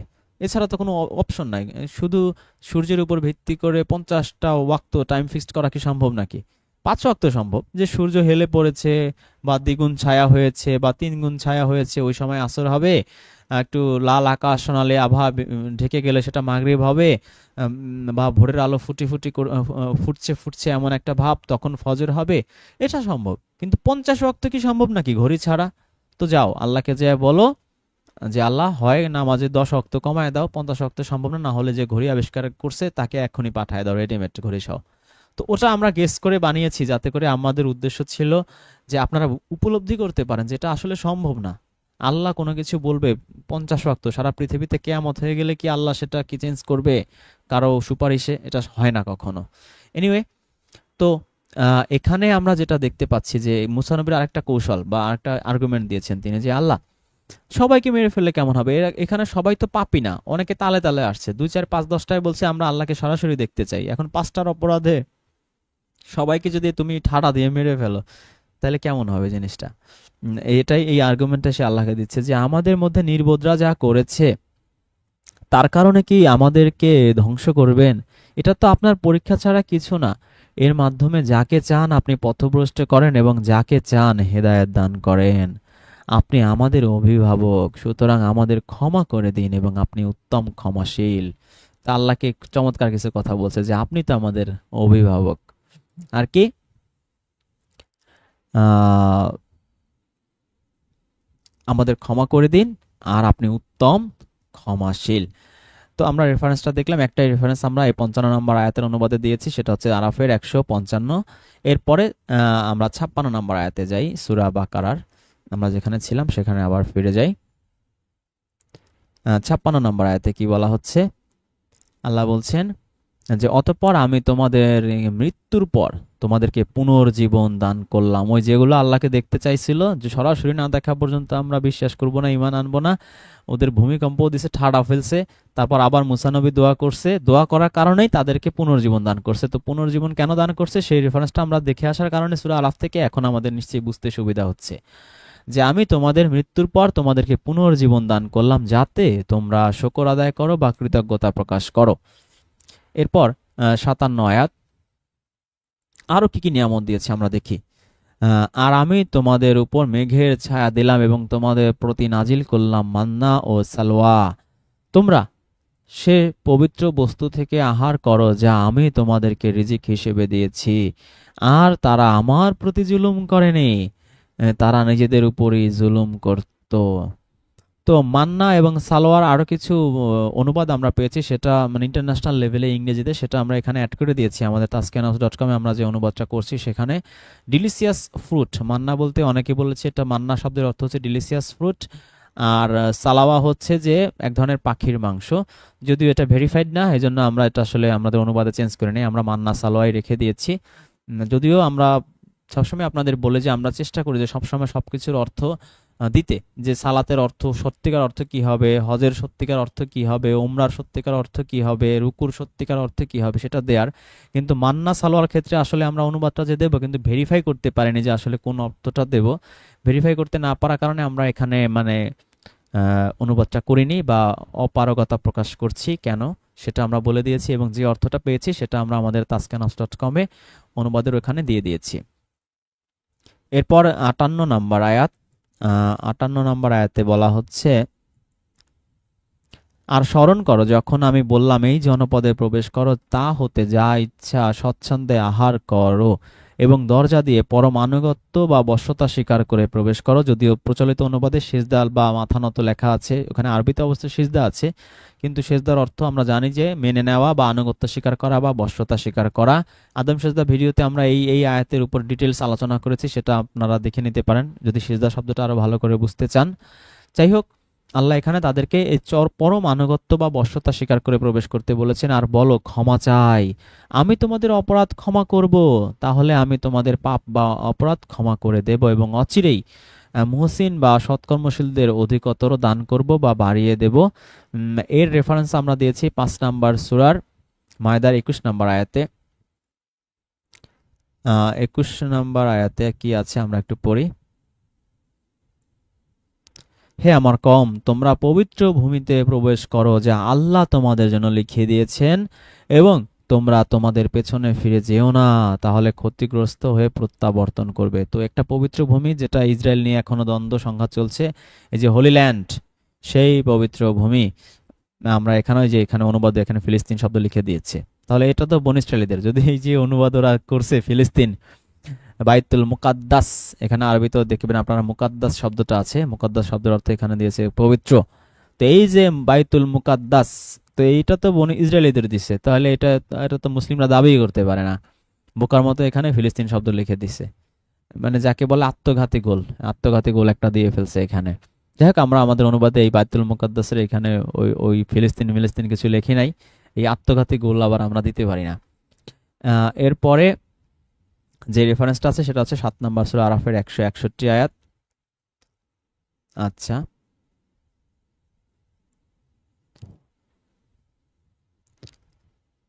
আর স্মরণ করো যখন তাদেরকে বলা হলো তোমরা জনপদে বসবাস করো এবং যেখানে চাও সেখান থেকে আহার করো, এবং বলো হিত্তা, হিত্তাতুন।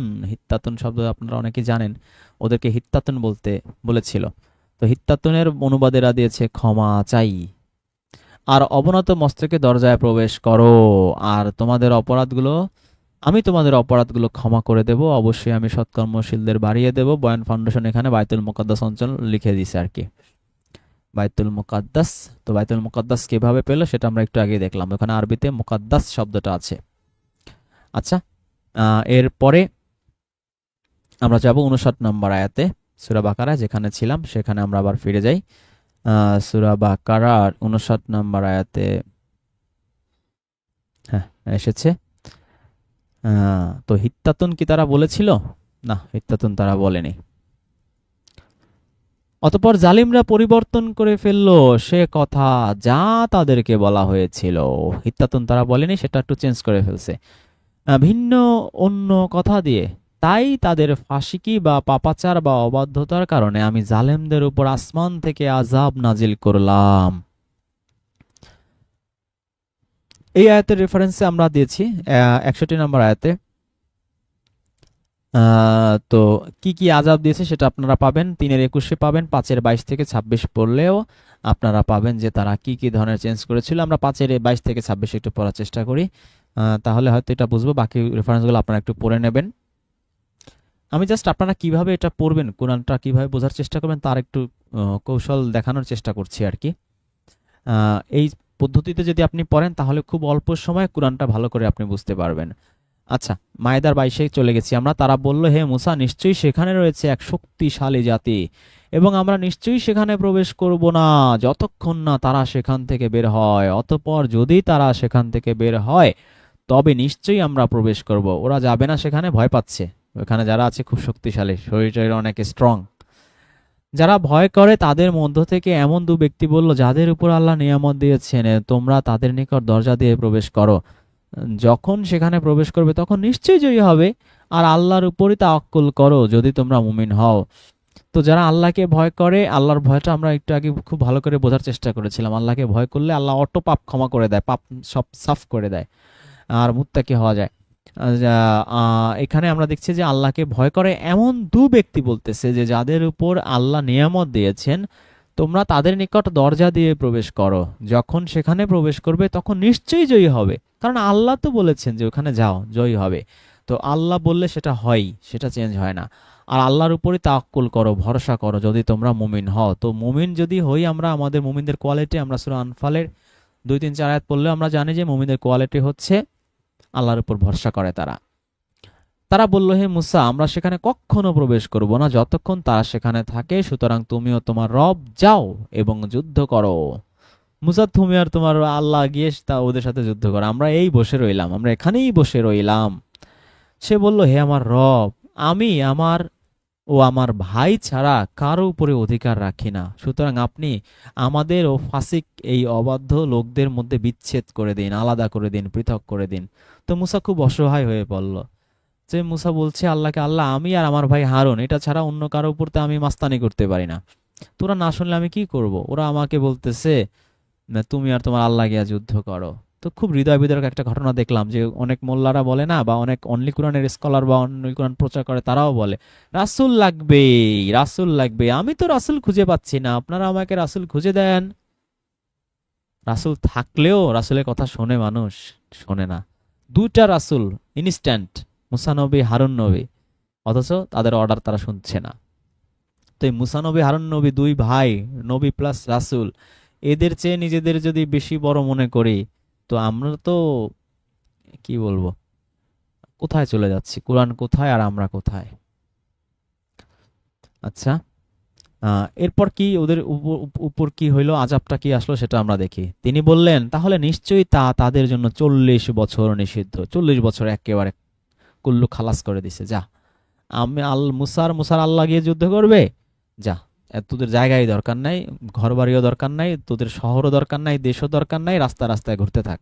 তারা জমিনে উদ্ভ্রান্ত হয়ে ঘুরতে থাকবে। 40 বছরের আল্লাহ আযাব দিয়ে দিল, শাস্তি দিয়ে দিল, অভিশাপ দিয়ে দিল, লানত দিয়ে দিল।